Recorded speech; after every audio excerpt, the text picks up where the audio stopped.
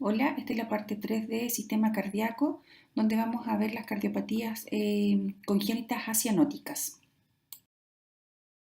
Volver a recordar que uno de los objetivos, ¿cierto? Y de los aprendizajes esperados es gestionar cuidados de enfermería integrales en niños con patología de mayor prevalencia, en este caso cardíaca, proponiendo soluciones efectivas en el ámbito de su profesión, siempre aplicando lo que es el proceso de atención de enfermería. A modo de introducción, veremos que dentro de las cardiopatías congénitas, las más comunes, tenemos las que están en este listado, que es la comunicación interventricular, que es CIV, comunicación interauricular, con las siglas CIA, ductus arterioso permeable, con las siglas DAP, o también ductus arterioso persistente, estenosis pulmonar, la coartación de la aorta, la tetralogía de Fallot, la estenosis aórtica y la transposición de grandes vasos o de grandes arterias. Importante destacar que hay un montón de cardiopatías más, pero nos vamos a enfocar en estas que son las más comunes. Dentro de estas, las más comunes o las más prevalentes en pediatría son las acianóticas, que tenemos la comunicación interventricular, comunicación interauricular, el ducto arterioso persistente, que son las más frecuentes. Como ya hemos mencionado, como clasificación principal tenemos las cardiopatías congénitas cianóticas y las cardiopatías congénitas acianóticas. Como dice el concepto, cianótica es que producen cianosis. Como vemos, ¿cierto? En este corazón azul, los pacientes son azules porque presentan cianosis. Y en cambio, las cardiopatías acianóticas que tenemos, ¿cierto? Aquí en el corazón rojo, es donde tenemos un paciente rosado. A lo mejor va a tener una saturación un poco menor dependiendo, ¿cierto? De la gravedad o la intensidad de la cardiopatía, pero generalmente son pacientes que no se produce cianosis asociada a la cardiopatía, sí a complicaciones de la cardiopatía. En nuestro país o en nuestra realidad, la clasificación que generalmente utilizamos con las cardiopatías es cianótica o acianótica, pero también podemos encontrar la clasificación que principalmente en España y en otros países la utilizan, que hace la clasificación, ¿cierto?, de acuerdo a la fisiopatología de la cardiopatía congénita, del problema que tenga. Y aquí tenemos la división: cardiopatía con aumento del flujo pulmonar, cardiopatías con disminución del flujo pulmonar, cardiopatía con obstrucción del flujo sistémico y podrían ser defectos mixtos.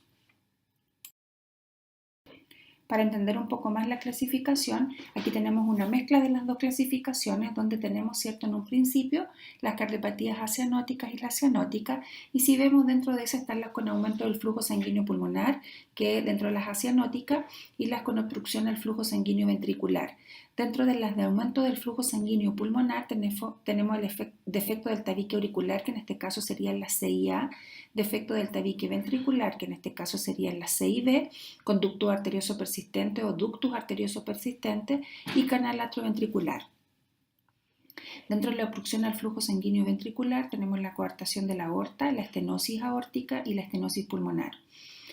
Dentro de la cianótica, ¿cierto?, se hace la diferencia con la disminución del flujo sanguíneo pulmonar, que está la tetralogía de Fallot, que es una de las principales, y está la atresia tricúspide también.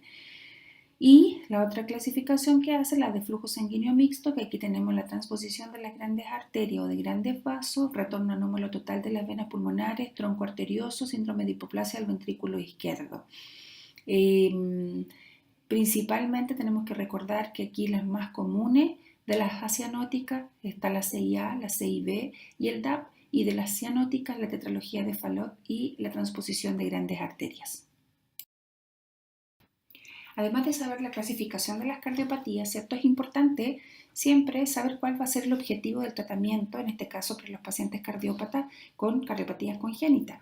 En general, uno de los principales objetivos es reducir la carga del trabajo cardíaco, disminuir el esfuerzo del miocardio. Para esto, ¿cierto?, es súper importante mantener al paciente tranquilo, evitar todo lo que son cualquier cosa que nos aumente el consumo de oxígeno, que nos aumente el metabolismo del paciente. La prevención y tratamiento de la insuficiencia cardíaca congestiva, teniendo en cuenta que uno de los principales problemas o las principales complicaciones de las cardiopatías es llegar a la insuficiencia cardíaca posteriormente a un shock. Ahora, dentro de las cardiopatías acianóticas, el principal problema es la insuficiencia cardíaca congestiva. Por lo tanto, aquí es súper importante el manejo de los volúmenes en el paciente. hay restricción de volumen, sobre todo sabiendo que la volemia es menor en el paciente pediátrico, que tenemos corazones pequeños, por lo tanto rápidamente cae en una insuficiencia de tipo cardíaca congestiva por exceso de volumen.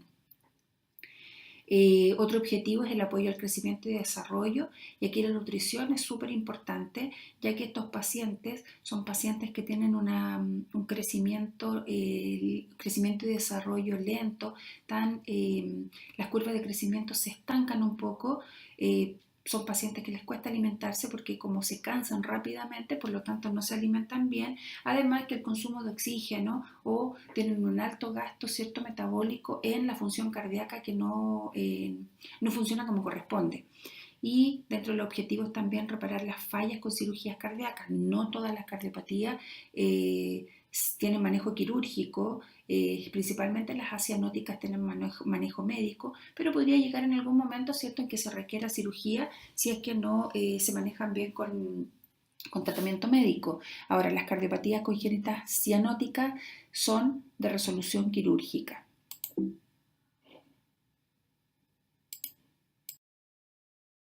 Siguiendo con los objetivos del tratamiento, también es manejar y tratar, ¿cierto?, los defectos menores que no requieren cirugía, como hablábamos en la diapositiva anterior, que es manejo médico. Ahora, principalmente en las cardiopatías de tipo congénita acianótica, ya donde hay aumento del flujo pulmonar, hay un exceso de volumen, una sobrecarga y que podemos llegar a la insuficiencia cardíaca de tipo congestiva, principalmente ahí es el manejo con diuréticos y todos los medicamentos que tenga que ver para favorecer la función cardíaca. Otro objetivo importante es prevenir las complicaciones, ya sea la sobrehidratación, ya sea la deshidratación, hay que evitarla, ¿cierto?, porque eso nos va a generar mayor conflicto y nos va a llevar a una insuficiencia cardíaca, ya sea de tipo congestiva o no. Y la prevención de las infecciones es una de las cosas importantes, ya que así también evitamos la fiebre en los pacientes, lo cual nos descompensa mucho a estos pacientes cardiópatas. Y prevención de infecciones en general, porque aparte tienen un estado nutricional malo, lo cual los lleva a tener un estado inmunológico también más deprimido y por lo tanto una infección en un paciente cardiópata lo va a descompensar mucho más rápido. Aquí es importante, ¿cierto?, todas las que son las precauciones adicionales y tratar de mantenerlo alejado de todo lo que son los focos de infección en este paciente. Vamos a partir con las cardiopatías congénitas acianóticas, que como dice el prefijo A, es falta de, por lo tanto son pacientes donde no se presenta cianosis inicial. Son cardiopatías con cortocircuito de izquierda a derecha, o el shunt, que es un paso anormal de sangre, ¿cierto?, de un lugar a otro, es de izquierda a derecha. Ahora, ¿por qué ocurre esto? Porque hay mayor presión en la cavidad izquierda que es la derecha, por lo tanto, por diferencia de presión, si es que hay una abertura, ya sea en las aurículas o en los ventrículos, el paso de sangre, por diferencia de presión, va a pasar desde la aurícula, en el caso de la CIA, desde la aurícula de izquierda a la derecha. En el caso de la CIB, desde el ventrículo izquierdo al ventrículo derecho. Y en el caso del DAP, que también lo vamos a ver más adelante, por diferencia de presión, pasa el cortocircuito de izquierda a derecha. Bueno, importante que en todas las cardiopatías congénitas acianóticas, aquí en este caso, ¿cierto?, como hablábamos, los cambios más importantes, el aumento del flujo pulmonar y la sobrecarga de volumen de cavidades cardíacas. Ahora, eso se traduce clínicamente en síntomas de insuficiencia cardíaca congestiva y presencia de un soplo, ¿cierto?, que es un sonido que indica turbulencia, un paso anormal de sangre de un lugar a otro. Radiológicamente se observa cardiomegalia. Si observamos la imagen del video, podemos ver, ¿cierto?, que tenemos la aurícula derecha, aurícula izquierda, ventrículo derecho, ventrículo izquierdo, y por diferencia de presión, ¿cierto? En este caso vamos a explicar con una comunicación entre las aurículas. Si hay un paso, ¿cierto?, de sangre ahí, por diferencia de presión, que es mayor en el lado izquierdo, pasa la sangre a la aurícula derecha. De la aurícula derecha, ¿cierto?, viene sangre por la vena cava superior y la vena cava inferior, como se muestra en la imagen, lo cual aumenta el flujo y aumenta la presión en la aurícula derecha, porque llega sangre desde la aurícula izquierda más la sangre que viene de la vena cava superior, la vena cava inferior. Ese hiperflujo o ese aumento de volumen también pasa al ventrículo derecho, lo cual hace que se aumente, ¿cierto?, el volumen y la presión en el ventrículo derecho, lo que genera en el corazón que se hipertrofie, por lo tanto, para aumentar la contractilidad, ¿cierto? Para eliminar ese exceso de volumen, se hipertrofia y eso es lo que nos genera una cardiomegalia, pero a futuro ya ese corazón, ¿cierto? No se hace suficiente. Tenemos la arteria pulmonar que sale del ventrículo derecho, lo cual, ¿cierto? Como hay un aumento de volumen en el ventrículo derecho, también se genera un aumento de volumen hacia la arteria pulmonar y por lo tanto, como vemos en la imagen, ¿cierto? En el video, aumenta también el flujo al pulmón. Ahora, ¿cómo se traduce esto después? En una hipertensión pulmonar también y podría ser en un edema agudo de pulmón. Y como vemos al final ahí, principalmente tenemos chant que va de izquierda a derecha o el flujo pasa de izquierda a derecha y eso genera un hiperflujo pulmonar.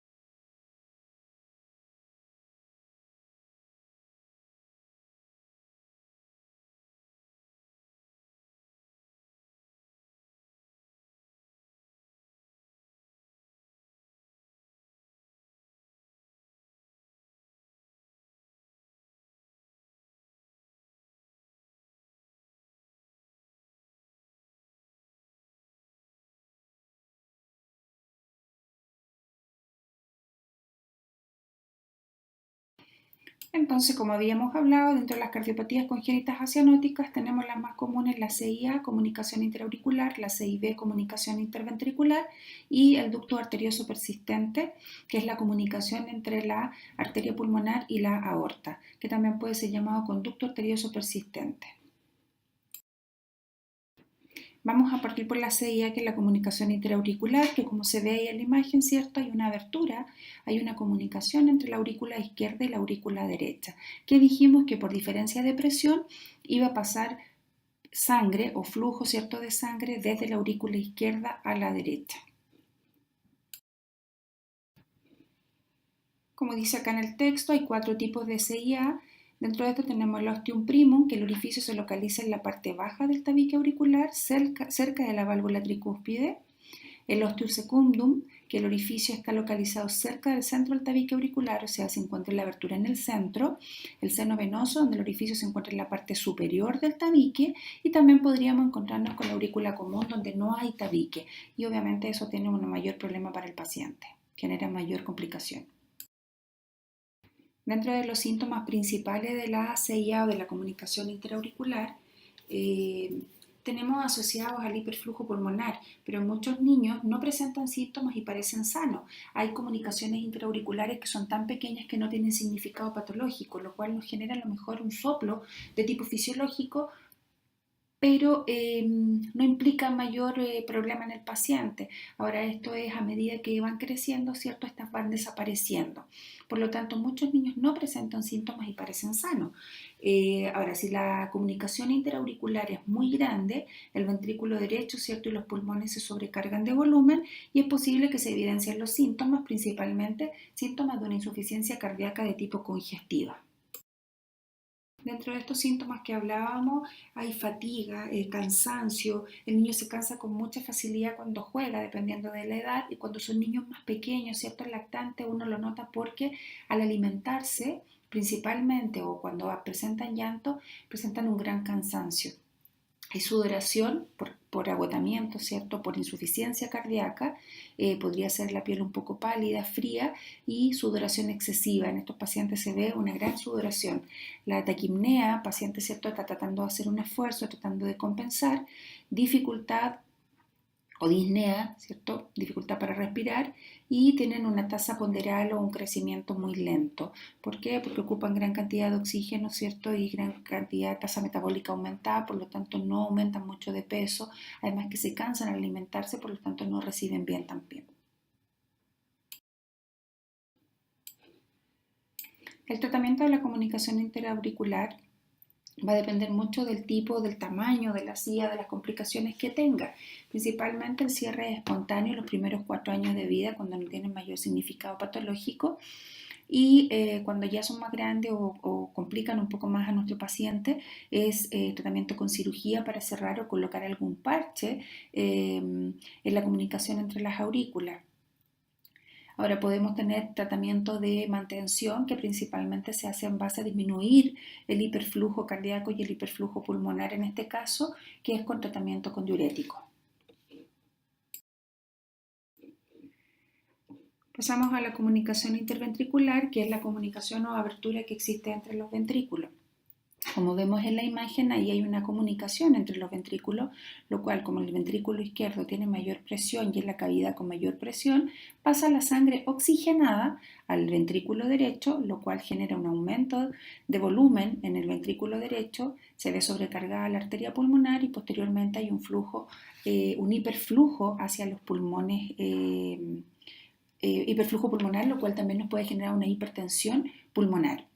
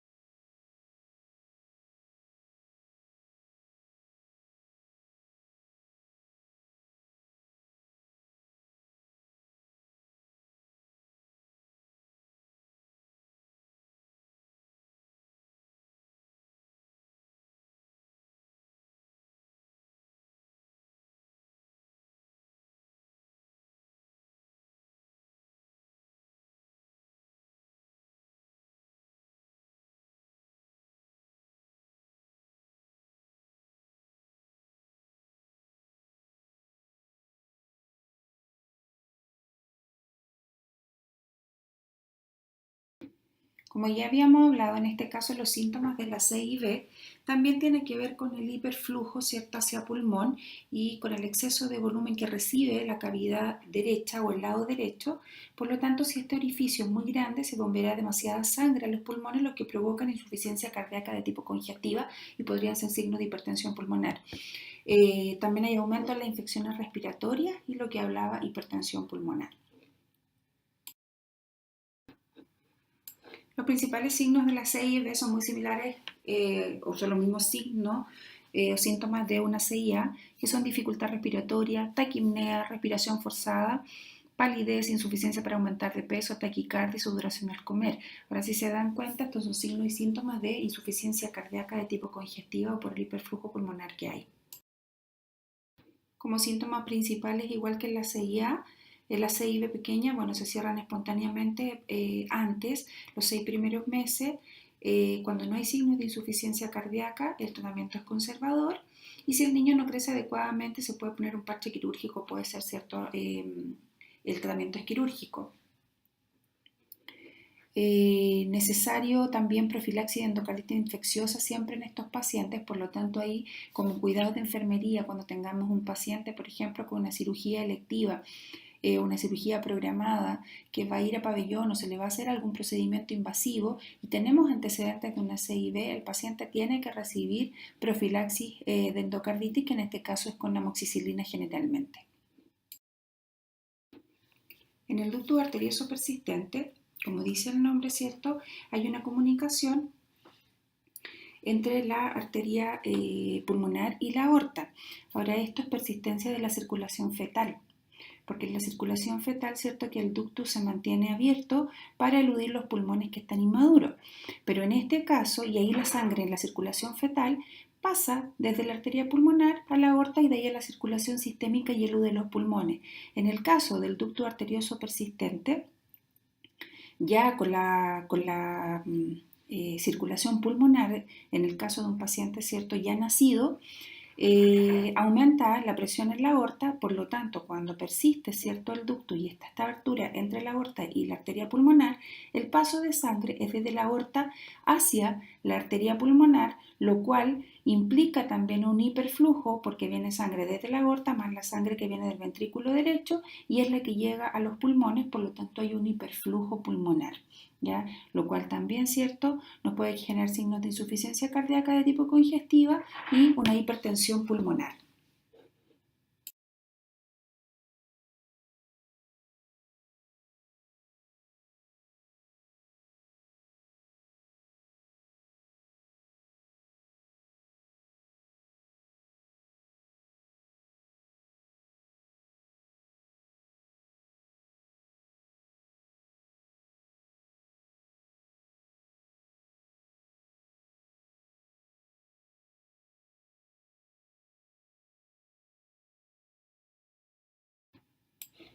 Los síntomas de un niño con ducto arterioso persistente, bueno, principalmente se dan en los niños menores, recién nacidos. Los niños con un ducto pequeño pueden no presentar signo observable. Ahora el ductus persistente se cierra dentro de las primeras horas, podría ser 48-72, pero podría persistir hasta una semana sin tener ningún significado patológico si es pequeño. Y los síntomas más comunes del ducto arterioso persistente son disnea, retraso en el desarrollo, lo mismo que hemos visto en las anteriores cardiopatías acianóticas, cansancio, signos de fatiga, un soplo cardíaco se podría escuchar y también cardiomegalia por exceso de volumen del corazón sin hipertrofia. El tratamiento para el ducto arterioso persistente podría ser una ligadura quirúrgica, si es que es cierto, tiene mucho significado patológico o el paciente se nos complica. Y en los pacientes prematuros, que son que principalmente presentan el ducto arterioso persistente, que persiste la circulación fetal, ¿cierto? No se cierra este conducto. Está el uso de indometacina, que hace, inhibe la síntesis de prostaglandinas, por lo tanto, genera cierre del ductus, y también podría ser el ibuprofeno que también inhibe la síntesis de prostaglandina. Ahora, de uso más rápido es la indometacina, pero tiene más reacciones adversas porque también provoca una vasoconstricción a nivel cerebral y a nivel renal que también nos podría generar problemas. Por eso se prefiere el uso de ibuprofeno, pero el ibuprofeno también tiene un efecto más lento. En general, haciendo un resumen del tratamiento para las cardiopatías congénitas acianóticas, ya sea CIA, CIB o el ducto arterioso persistente, que son las más comunes, sería controlar, ¿cierto?, la insuficiencia cardíaca, controlar el hiperflujo pulmonar, controlar la sobrecarga de volumen de las cavidades del corazón. Otro punto importante en el tratamiento de las cardiopatías congénitas acianóticas sería controlar el gasto metabólico, en este caso tratando la fiebre, disminuyendo el esfuerzo respiratorio en cuadros infecciosos, cuidados de enfermería, súper importante el manejo de la temperatura y el manejo de las precauciones estándar o las precauciones adicionales, ¿verdad? Reducir el esfuerzo para alimentarse con eventual uso de sonda nasogástrica para asegurar la ingesta calórica. Y lo otro importante es manejar la anemia o manejar el hematocrito en los pacientes, que idealmente en este caso debe ser sobre un 35% para favorecer el transporte de oxígeno. En los pacientes con cardiopatías congénitas acianóticas hay que ser súper cautelosos con el uso del oxígeno. Como dice acá, no administrar oxígeno adicional a menos que presente una hipoxemia no tolerable menos de 90, ya que el oxígeno, ¿cierto?, es un medicamento, un potente vasodilatador arterial pulmonar y por lo tanto puede empeorar la insuficiencia cardíaca congestiva, y también en el caso del DAP podría que lo abra aún más. Se recomienda por lo tanto un uso juicioso de la oxigenoterapia con la mínima FiO2 necesaria para asegurar 90-93%. Siempre es importante acá tener el respaldo médico con respecto al uso de oxígeno, siempre preguntar, no tomar decisiones apresuradas o no tomar decisiones sin tener la certeza de que el paciente lo requiera o no. Siempre tener la indicación médica, en este caso de los pacientes cardiópatas. También dentro del tratamiento está controlar el hiperflujo pulmonar y la sobrecarga de volumen de cavidades cardíacas. Aquí se pueden usar diuréticos y usualmente la furosemida en la fase aguda, y ya después tendríamos pues se podría utilizar un diurético ahorrador de potasio como la espironolactona, pero eso es en mantención. Dentro de nuestros cuidados es importante, ¿cierto?, lo que es el no sobrecargar de volumen, ver los tratamientos antibióticos, los medicamentos, todo tratar de pasarlos con restricción de volumen. Y también podría ser dentro del tratamiento la corrección quirúrgica o percutánea, ya que eso al momento dice está dado por la persistencia de síntomas de insuficiencia cardíaca a pesar de terapia médica apropiada, pero que no cede, lo que es variable para cada cardiopatía. Por lo tanto, eso va a depender mucho del tipo de paciente, del tipo de cardiopatía, para decidir la corrección quirúrgica. Bueno, en esta imagen tenemos los medicamentos más usados para tratar la insuficiencia cardíaca congestiva en el paciente pediátrico, que principalmente tenemos, puede ser digoxina, furosemida, las tiazidas como la clorotiazida o hidroclorotiazida, espironolactona, inhibidor de los ECA, enzima convertidora en la angiotensina, y el carvedilol. Importante de esto que el carvedilol se está usando en los pacientes pediátricos, pero no hay muchos estudios que avalen su uso, pero sí a través de la experiencia se ha visto un buen resultado. Importante acá, bueno, la digoxina, que mejora la circulación sistémica al aumentar la contracción del miocardio, pero importante todos los cuidados que tengan que ver con la digoxina en las dosis que sean exactas por todas las reacciones adversas que implica. Y el uso de espironolactona, que es uno de los más frecuentes, que es un ahorrador de potasio, ¿cierto? Mantiene la diuresis, pero ahorrando la pérdida de potasio. Bueno, vamos a hacer un resumen de la atención de enfermería de acuerdo a todo lo que hemos hablado. Siempre es importante el control de signos vitales. Estos pacientes, dependiendo si están con signos de insuficiencia o no, un control de signos vitales acucioso con todos sus parámetros que son importantes valorar: presión, la frecuencia cardíaca, la frecuencia respiratoria, la temperatura, la saturación de oxígeno. Ya en el caso de ser un paciente más complejo, más complicado, la monitorización continua es muy importante con la interpretación de sus signos.